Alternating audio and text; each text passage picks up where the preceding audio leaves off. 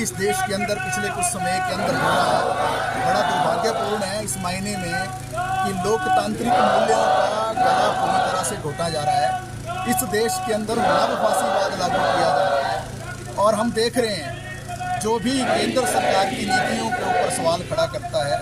उसको तरह तरह की धाराओं में जेलों में घुसा जाता है। बहुत सारे लोग ऐसे हैं जो जनतांत्रिक अधिकारों को लेकर जिन्होंने लड़ाइयाँ लड़ी, पिछले 5 वर्षों से वो जेलों में हैं। और ये लेह लद्दाख के अंदर जिस तरीके से अपनी मांगों को लेकर सबको मालूम है इस देश के अंदर एक मशहूर जो सामाजिक कार्यकर्ता हैं सोनम वांगचुक,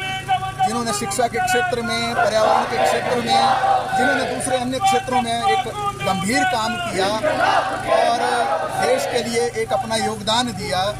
जब वो आंदोलन पर थे और उस आंदोलन के समर्थन में जब वहाँ के हज़ारों लोग आंदोलन पर आए, उसमें जो कुछ बेशक उसमें कुछ हिंसा की घटनाएं हो गई जो कि दुर्भाग्यपूर्ण थी, लेकिन ये सारी घटनाएं कोई उनके द्वारा प्रायोजित नहीं थी। ये गुस्सा था, जैसा कि आप देख रहे हैं जितने भी बयान जारी किए जा रहे हैं, लद्दाख जो लोग हैं, उनकी जो संस्थाएं हैं, वो बार बार इस बात को स्पष्ट कर चुके हैं कि पिछले काफ़ी सालों से जब इस देश के अंदर जम्मू कश्मीर को तोड़ा गया, राज्य से एक केंद्र शासित प्रदेश के रूप में बदला गया, उस समय में बहुत सारी आकांक्षाएं लद्दाख के लोगों को थी कि केंद्र शासित प्रदेश बनने के बाद उनको राज्य का दर्जा मिलेगा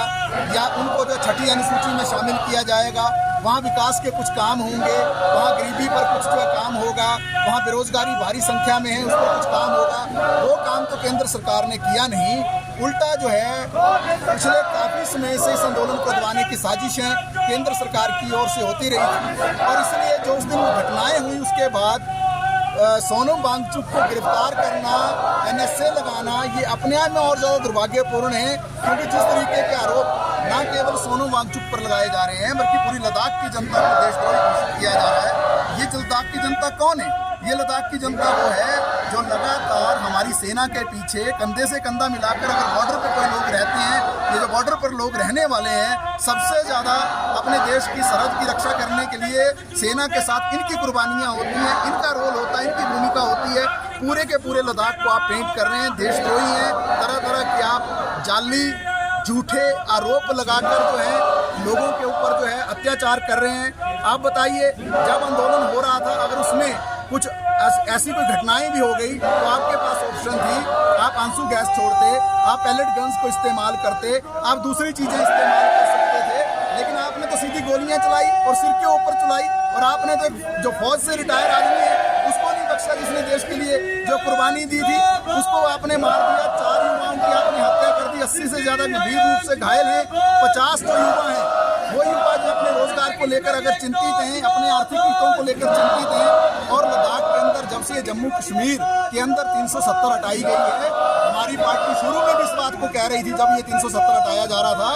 ये 370 जो हटाया जा रहा है इसके पीछे एक गहरी साजिश है केंद्र सरकार की, बड़े बड़े उद्योगपतियों के साथ मिलकर, पूंजीपतियों के साथ मिलकर। और ये जो सपने दिखाए जा रहे थे जनता को कि आप वहाँ जाकर जम्मू कश्मीर में ज़मीनें खरीद सकते हैं, आज क्या हुआ? वहाँ आप देख रहे हैं पूरी ज़मीनों पर कब्जा कौन कर रहा है? उद्योगपति कर रहे हैं, बड़े बड़े पूंजीपति कर रहे हैं। या लद्दाख क्यों इम्पोर्टेंट हो गया है? लद्दाख के अंदर जो प्राकृतिक संसाधन है, लद्दाख के अंदर जो खनिज हैं, लद्दाख की जो ज़मीनें हैं, लद्दाख के अंदर जो दूसरी चीज़ें हैं, लद्दाख के अंदर जो इवन की सौर ऊर्जा का जो भंडार है, उस सारी चीज़ पर कौन काम कर रहा है? अडानी वहाँ घुस गए हैं, दूसरी कंपनियाँ वहाँ घुस गई हैं। और वहाँ के लोगों की ये मांग कि हमें छठी अनुसूची में शामिल किया जाए,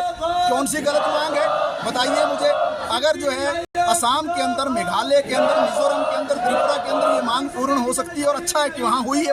मांग पूरी, तो क्या ये लद्दाख के अंदर पूर्ण नहीं हो सकती है? लद्दाख की तो 98% से ज़्यादा जनता जो है ट्राइबल है, जिसके लिए छठी अनुसूची का प्रावधान किया जाता है। और इस अनुसूची के अंतर्गत वहाँ के जो प्राकृतिक संसाधन है, जितने भी संसाधन है, उसमें जो ऑटोनॉमस काउंसिल बननी थी, जिसमें भूमिका होनी थी, वहाँ कम्युनिटी पार्टिसिपेशन होनी थी, ताकि वहाँ के संसाधनों को कोई लूट कर ना ले जाए और वहाँ के लोगों को रोजगार के साधन मुहैया करें। ये सारे विषय पर तो केंद्र सरकार ने बातचीत नहीं की है, उल्टा क्या किया है कि डराने धमकाने का काम किया है, गोलियां बरसाने का काम किया, हत्याएं करने का काम किया, आंदोलन को दबाने का काम किया है। देशद्रोही के तमगे जो हैं वो ठूसे जा रहे हैं फेसबुक पर और सोशल मीडिया पर, जो है इनके जो एजेंट हैं केंद्र सरकार के, वो प्रचार चला रहे हैं। ये सारे के सारे देशद्रोही हैं, इनको कभी कभी ये कहा जा रहा है ये चीन के साथ मिले हुए, कभी कहा जा रहा है पाकिस्तान के साथ मिले हुए, कभी बोल रहे हैं नेपाल से लोगों को ले आए थे, कभी बोल रहे हैं कहीं और से लोगों को ले आए थे। ये कुछ नहीं है, ये पूरी तरह से केंद्र सरकार की जो मिली भगत है अमीरों के साथ, पूंजीपतियों के साथ, और लद्दाख के जो संसाधनों को लूटने की साजिश है।